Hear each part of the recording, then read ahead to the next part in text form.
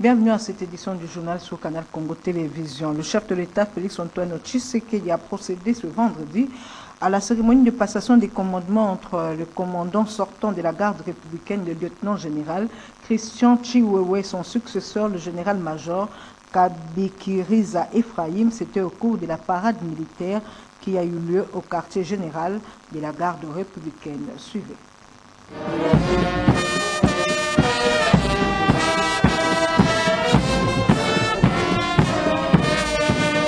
La fanfare de la garde républicaine a donné le ton ce vendredi 7 octobre 2022 dans l'enceinte du camp colonel Tchachi à la cérémonie de passation de commandement à la GR.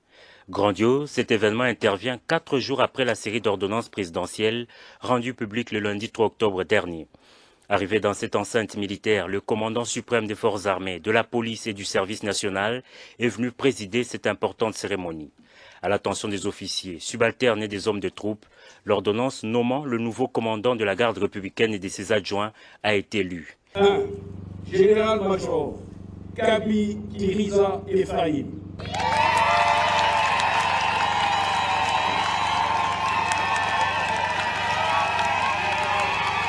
La nouvelle équipe dirigée par le général-major Kabikiriza Ephraim a été ainsi présentée officiellement. Dans son mot des circonstances, le commandant GR sortant, le lieutenant-général Christian Chiwewe, a en quelques mots recommandé à tous les éléments de l'unité de protection de l'institution président à obéir aux ordres du nouveau chef. Le clou de l'événement, ce fut la remise de l'étendard par le chef de l'État Félix-Antoine Tshisekedi Tshilombo, commandant suprême des forces armées, au général-major Kabikiriza Ephraim, nouveau commandant de la garde républicaine. Général-major Kabikiriza Ephraim, je vous remets cet étendard, symbole de votre commandement, que vous défendrez jusqu'au sacrifice suprême. Mes sincères félicitations.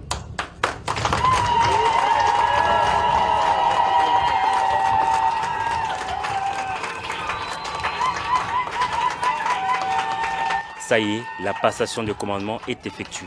Le nouveau patron de la GR devra, comme ses prédécesseurs, assurer la protection du président de la République, de sa famille, de ses biens et de ses invités de marque. Il est secondé dans cette tâche par le général de brigade Iengeli Christophe, chargé des opérations et des renseignements, du général de brigade Mulumba Kabanangi Désiré, chargé de l'administration et logistique, et du colonel Maloba, chef d'état-major de la GR. Peu avant cette cérémonie et lors de sa dernière parade, le lieutenant-général Christian Chiwewe, qui enfilait pour la dernière fois cette tenue de la GR, a prodigué des conseils à ses successeurs, mais aussi aux éléments de la garde républicaine pour poursuivre l'œuvre de la protection présidentielle sans faille. Il faut rappeler que le remue-ménage intervenu dans la hiérarchie militaire s'inscrit dans le cadre de la poursuite de la réforme au sein de l'armée. Et puis la vice-premier ministre, ministre de l'Environnement et Développement durable, a reçu ce vendredi le caucus des gouverneurs des provinces forestières de la RDC après le franc succès récolté à l'après-COP 27 à Kinshasa.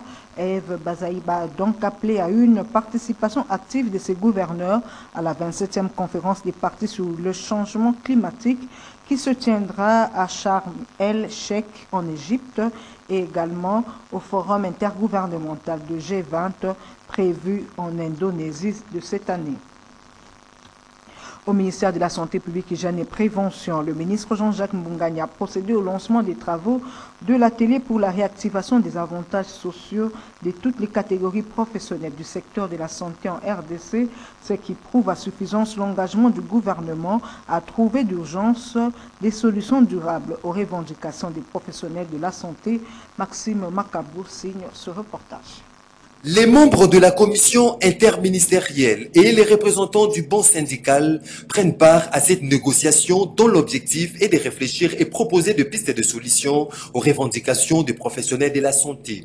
Consécutivement aux assises tenues en juin 2022, cette rencontre constitue une suite logique des travaux de la commission chargée de l'harmonisation de l'enveloppe salariale et de l'alignement à la prime des risques de médecins, des infirmiers, des administratifs ainsi que d'autres pro-santé de des services publics de l'État.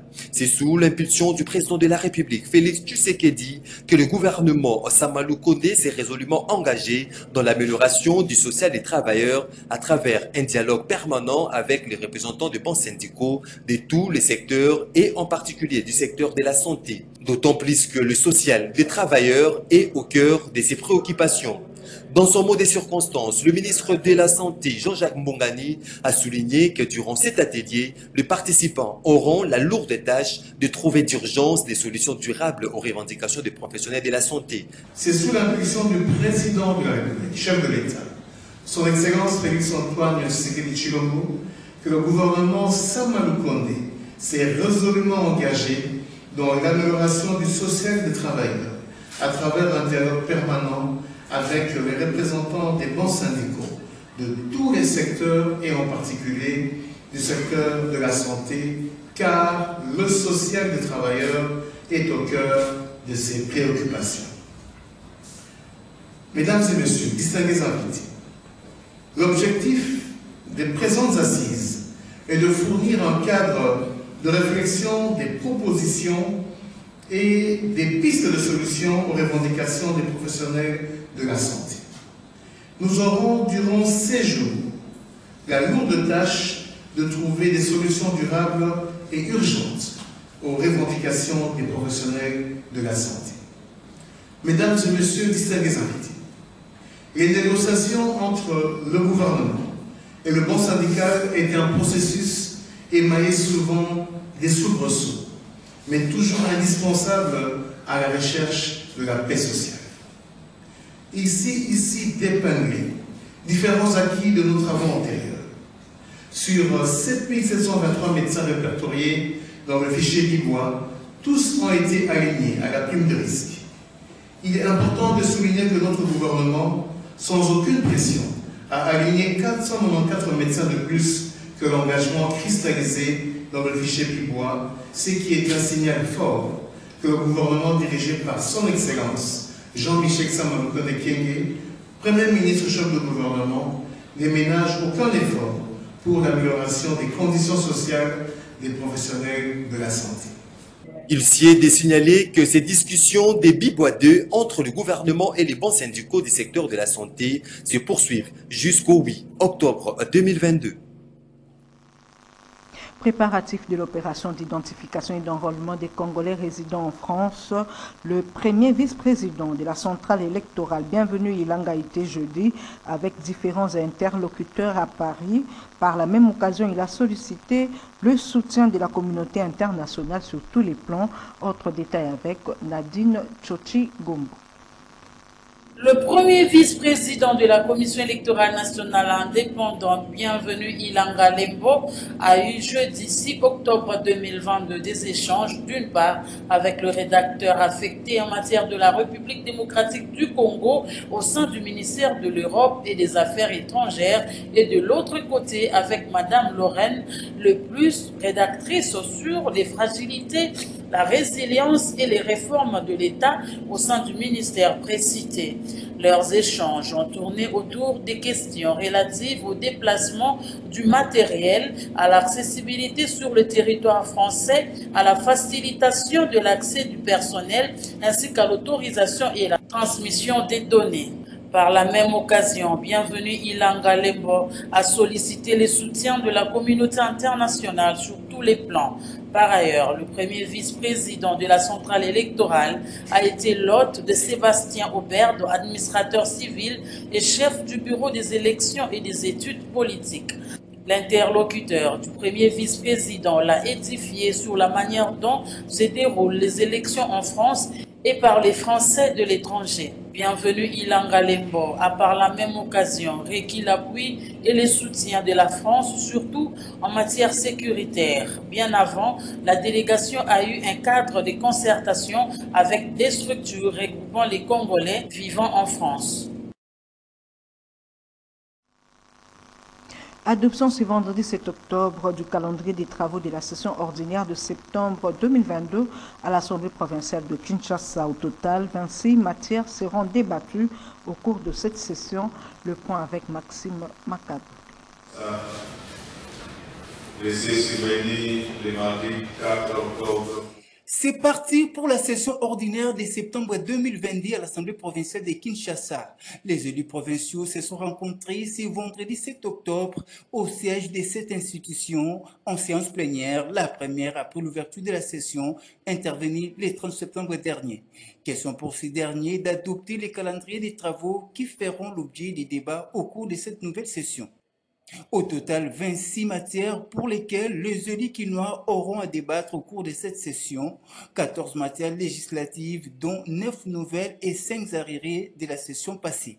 Pour l'exercice 2021, projet d'étude des finances portant budget de la ville de Kinshasa pour l'exercice 2023.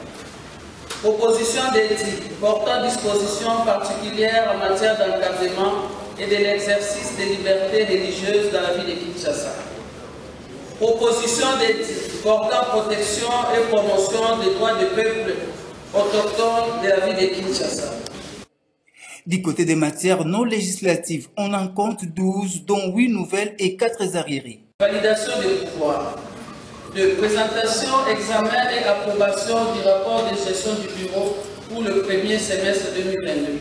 Ce projet de calendrier de la session ordinaire de septembre 2022, adopté déjà par la conférence de présidents le 15 septembre dernier, vient d'être adopté à l'unanimité par la plénière de ce vendredi pour dire fini les vacances, place au travail pour les élus de la capitale. Dans un autre registre, l'ASBEL, Lakissa Bilemboya Fachi, avec son coordonnateur, Valère B, a été descendu ce vendredi à la station de traitement d'eau de Lemba Imbu. Question de palper du doigt et d'accompagner les réalisations du chef de l'État, Félix Antoine Tshisekedi. Reportage une fois de plus signé Maxime Makabou et Bob Nzamba.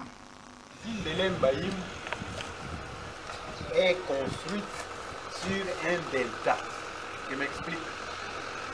Il y a 2 rivières, la rivière Ludi ici et la rivière Bukaya de l'autre côté. Les actions sociales initiées par le chef de l'État Félix Antoine Tshisekedi Tshilombo depuis sa prise de fonction sont légion.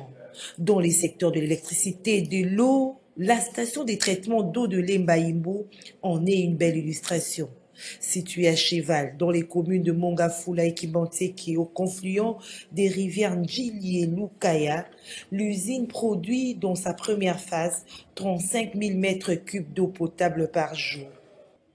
Avec cette acquisition, la régie de distribution d'eau a augmenté sa capacité de production d'eau potable pour la population quinoise. Et c'est pour palper du doigt cette réalité que l'ASBEL Lakissa Bilemboya Fachi est descendu sur place. Question de faire valoir la réalisation du président de la République. Sur place, les membres de cette ASBEL qui saluent les œuvres du premier des citoyens congolais se sont imprégnés du circuit de traitement d'eau de cette usine de Lemba Imbu. Nous sommes ici pour vulgariser toutes les actions faites par le chef de l'État. Une fois arrivé ici, on a noté avec satisfaction que le chef travaille comme il faut et c'est une redistribution équitable des ressources étatiques, une vision qui a été mise par lui. La voilà aujourd'hui matérialisée par le DG de la Régie des eaux et son équipe, c'est-à-dire toutes les couches sociales de la population congolaise tirent sa part.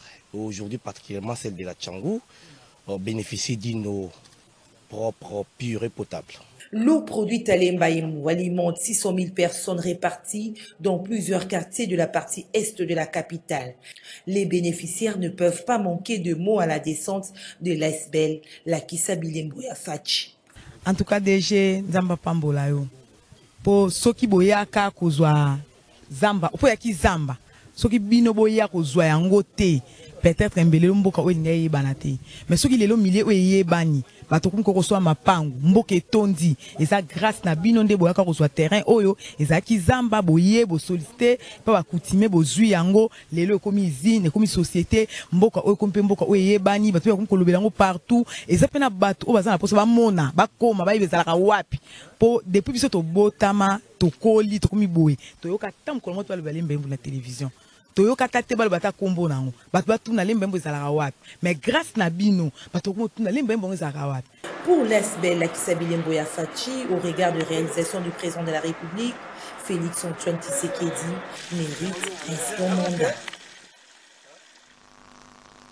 Un constat établi sur le boulevard du 30 juin au centre-ville où la plupart des feux de signalisation ne fonctionnent plus bien, une situation qui perturbe la circulation aussi et à la base des accidents. Nos stagiaires de l'IFACI constatent à CCT Viralique signe ce reportage. Il s'agit de Priscilla Kabasele, Jonathan Moulumba et Mehdi Mujinga. C'est une situation qui perdure. Depuis plusieurs mois déjà, le feu de signalisation sur le boulevard du 30 juin en plein centre-ville à Kinshasa ne fonctionne plus. Un dysfonctionnement qui ne facilite pas une bonne circulation routière.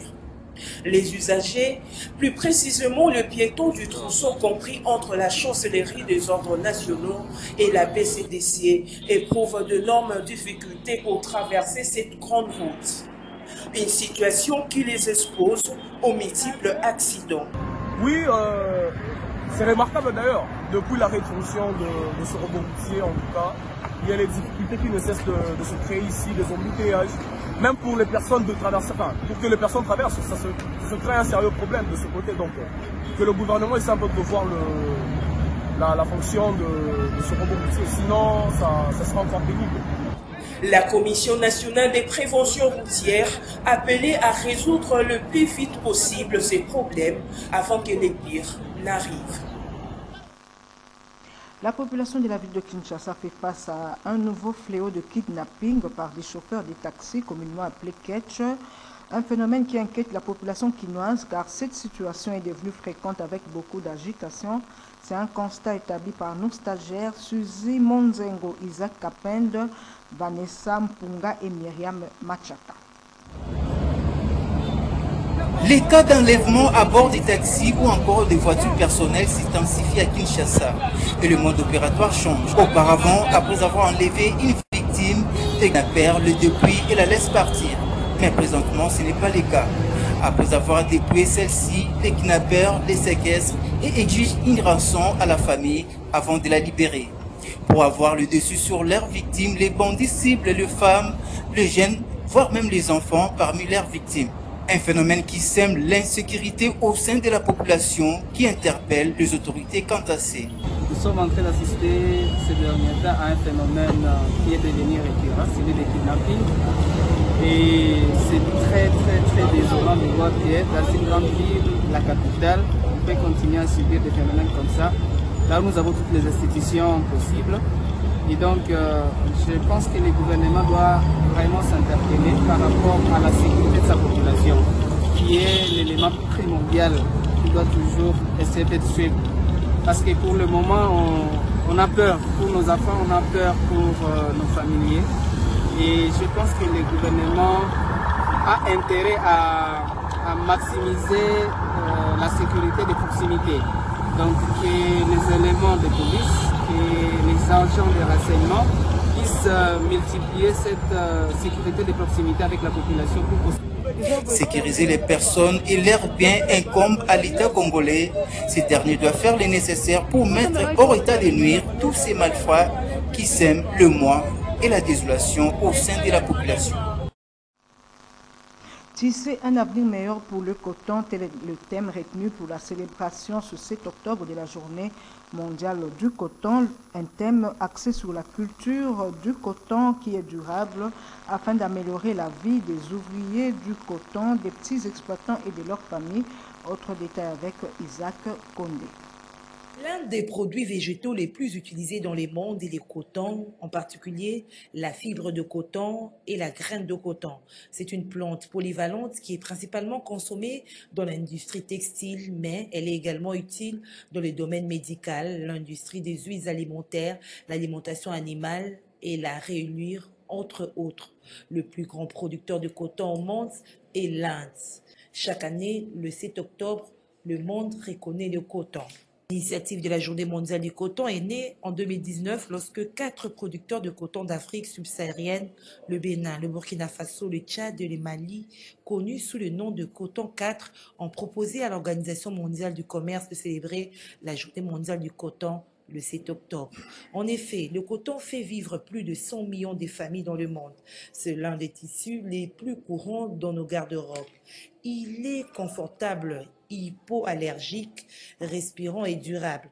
Mais le coton représente bien plus qu'une simple marchandise. Ce tissu, naturellement, est un produit qui change la vie de beaucoup à travers le monde. Il permet de faire vivre 32 millions de producteurs, dont la moitié de femmes, et profite à plus de 100 millions de familles, dont 80 pays sur les 5 continents. Cela signifie que derrière tout vêtement en coton, en suivant sa chaîne commerciale, il y a une histoire personnelle derrière. Notez que la célébration de la Journée internationale de coton est l'occasion de reconnaître l'importance du coton au niveau mondial, ce produit de base mondiale cultivé dans plus de 75 pays. C'est pratiquement la fin de cette édition du journal sur Canal Congo Télévision. Merci à tous de l'avoir suivi. Au revoir.